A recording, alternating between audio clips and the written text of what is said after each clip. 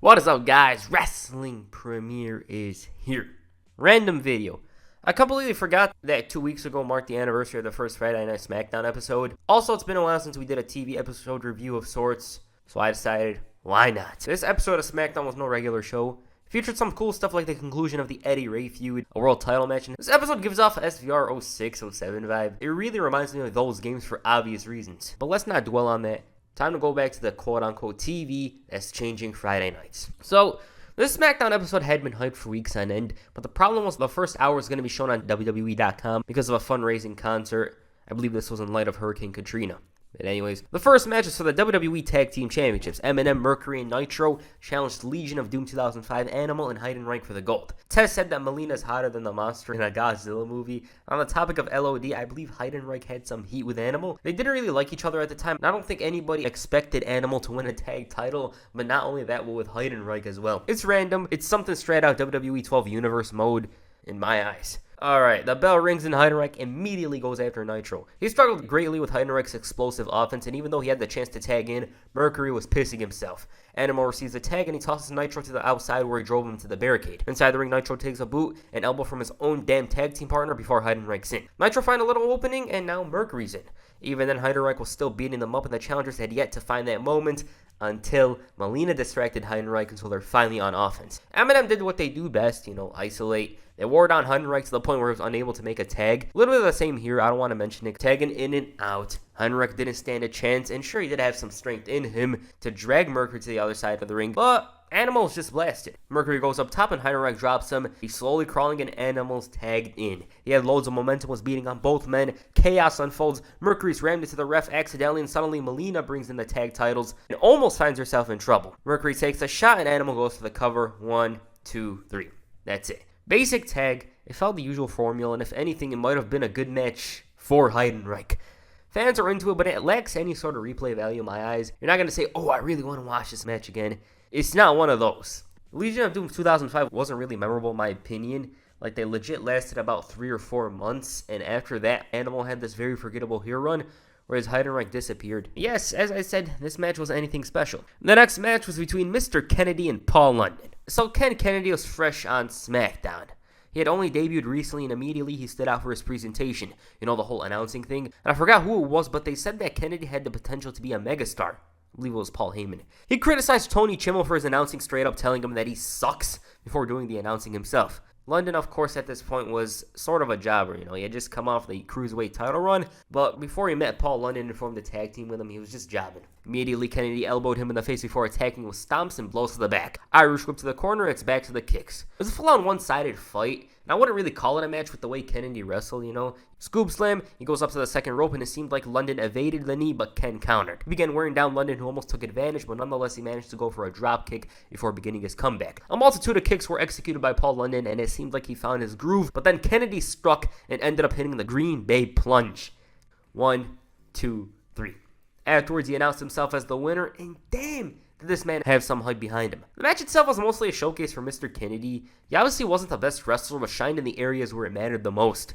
Those areas being presentation, mic skills, and of course the finisher. Like, the finisher itself was pretty damn cool. Also, looking at him from that time period, the sky was the limit, They were building him up. He was slowly getting the fans' attention, and by the beginning of the year, despite the fact that he was out with an injury, he was getting good reactions. Alright, following that was Scotty 2 Howdy versus Paul Burch. At this point, Scotty was the ultimate jobber. He was always losing to debuting talent, and I can't really pinpoint a night where he actually won a match. Paul Burch just debuted on Velocity of all shows. He called the U.S. a disgusting country, called himself the greatest import before saying that he used to hurt people in England for pleasure, whereas nowadays he's doing it for money. What chants were loud and clear, Scotty was angry, but we all know how it went down. Immediately, Scotty brought the fight with several right hands, threw Burch on before he got caught. Paul targeted the left arm and was absolutely relentless. William Regal even mentioned that Burch used to teach anatomy at school. Scotty tried fighting back, and at one point it seemed like he stole it, but Burch kicked out. He had this burst of momentum that almost led somewhere, but ultimately, Paul Burch stopped him dead in his tracks and continued taking advantage of that shoulder. He sent him into that post 3 times, all while Regal shilling on commentary. To top it all off, he had a shoulder breaker before locking in a reverse armbar, and that was a dominant victory. Burchell, he wasn't a bad worker at all. Add to that, had this brutal vibe surrounding him, and the match was a showcase of his viciousness. When you see stuff like this, you wonder, why didn't they continue with him? Also, shout out to my last video, the Paul Burch run thing. I was intending on making this SmackDown video beforehand, but that wasn't the case. When you're looking at him from here, you're thinking this guy has a bright future as well.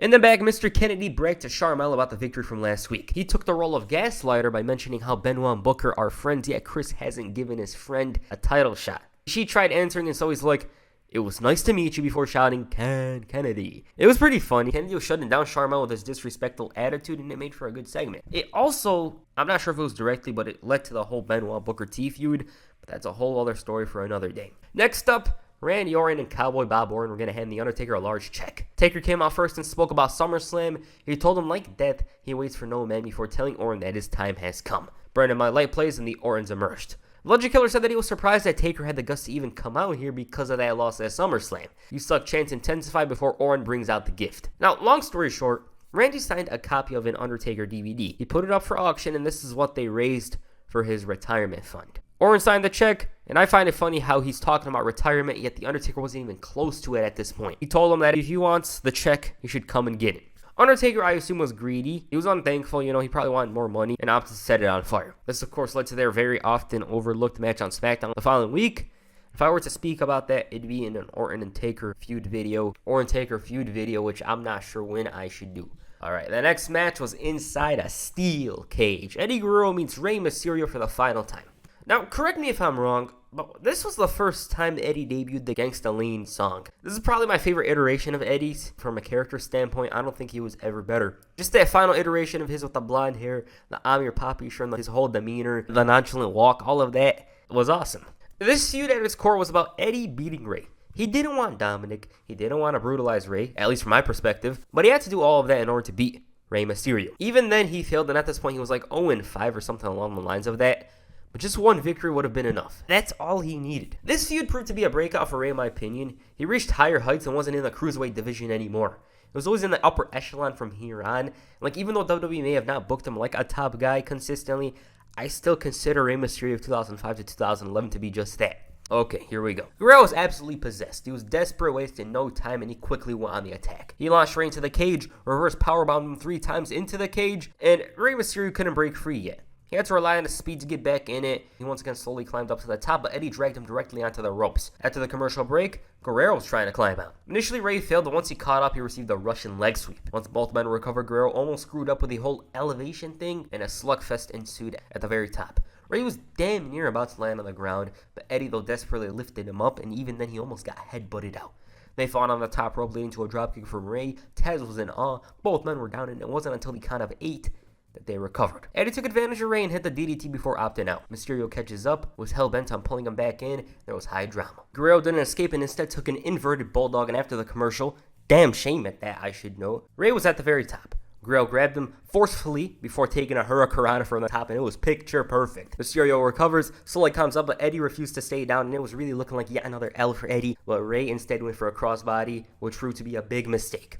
Guerrero avoided it, and all he had to do was walk out of the cage. Turns out, he didn't like this. I assume it's because it wasn't emphatic, so he quickly went to the top, hits the frog splash, 1, 2, 3, and it's about damn time. Now, from my perspective, Guerrero realized that he couldn't accept a win without outright covering Rey.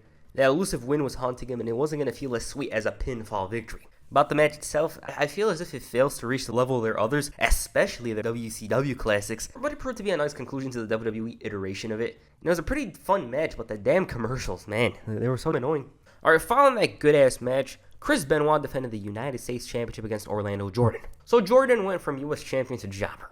Benoit beat him twice within 25 seconds, embarrassing him in the process, and before the match, Orlando promised to knock Benoit out. And I don't know why this made me laugh, but right when the bell rang, Orlando punched him straight in the face. He follows up, but Benoit grabs his arms and locks him in the crossface, and this time they shattered the previous record. They shattered the previous record, which was about 24 seconds or something around like that. And his reaction afterwards is what I did when seeing that GTA 5 trailer. He would disappear after this. Won't reach the highs as he did in 2005. He would obviously go on to TNA and was actually the last man that the Ultimate Warrior faced, which is insane to think about. Benoit, he feuded with Booker T, the best of 7. It was a sequel to the WCW series, and it proved to be a very good one. And the main event, Batista defends the World Heavyweight Championship against JBL in a bull rope match. Okay, so they were trying to sell this as the match JBL won about a year earlier. He's a big threat, he could win the title. Add to that, there was a possibility of a title change since this was the first Friday Night SmackDown episode. Maybe a small chance, albeit, but still. This feud had been ongoing for about 2 months. They had a decent street fight at SummerSlam, and this match proved to be the end of the feud until 2008, of course. Okay, the bell rings, and already JBL touched the first corner. Batista seemed to warn him about it, I guess, and Bradshaw went for several strikes before Dave once again pulled him back. The animal used the bull rope as a weapon, dragged JBL along with him, and just treated him like an animal. He notices him moving just a little and quickly whoops his ass. That's how it was around this time of the match. But from out of nowhere, JBL hit this insane clothesline. He gets in over his head trying to end it, and Batista's back in. JBL suddenly began to unleash the aggressive side with those strikes. Hell, he even blasted Dave with the cowbell. This gave him the advantage to go out and touch the turnbuckles, and he did just that but failed to touch the fourth and final one. Batista then was like, well, here's your receipt. Bradshaw used his mind to leverage out of there, trying to cancel the whole thing. Low blow, and then after the commercial break, Batista decided to experiment. He was going to carry JBL and win this match, but then the challenger just stood up and whacked him with the cowbell. He was actually taking control, but the clothesline from hell wasn't to be, and this gave Batista a crucial opening. He whooped JBL like a government mule before successfully hitting the Batista bomb. At this point, the challenger was busted open. Hard way, I should know. It looked pretty damn brutal, like that moment where that cowbell touched his face. Cringe. Batista then dragged JBL, touching the corners, and it was looking like a Great American Bash situation. You know, JBL was inches away from winning it. It was so damn close to being a title change, but Batista pulled him back in and hit the spine buster before touching the turnbuckle to retain the title. Not my favorite match. It wasn't bad or anything like that, but again, the stipulation limits what they could do. They have to hold on to the bull rope, and it just doesn't make for great matches. This one was pretty decent in my opinion. It wasn't bad or anything like that, but compared to SummerSlam, I don't think it was as good. JBL would not remain in the main event picture after this, instead falling down the card a bit, and would eventually win the US title. Batista, on the other hand, would go on to feud with Eddie Guerrero, and if you want more on that, check out this video. Alright, that's the first Friday Night SmackDown episode. My personal opinion, this show flew by quickly. You know, it was easy to watch for being the first Friday Night SmackDown episode. The opener itself wasn't that memorable, but there was some positives, you know, like Eddie Guerrero and Rey Mysterio. That is definitely match of the night. I thoroughly enjoyed that one. But on the topic of the show, if you want to spend like an hour and a half watching something, this is the show to watch. It's not must-see. I'm just going to say it right now. It's not must-see or anything like that. It's not bad. It's not like, oh, the show sucked or anything like that. Nah, it's just there. Just there. And the only match you're probably going to be thinking about afterwards is the steel cage match. What did you guys think of the first Friday Night SmackDown episode? Please comment down below. And that's your first video. Make sure you hit the frog splash and the like button. Perhaps the spine buster and the subscribe button. Peace. I'm out.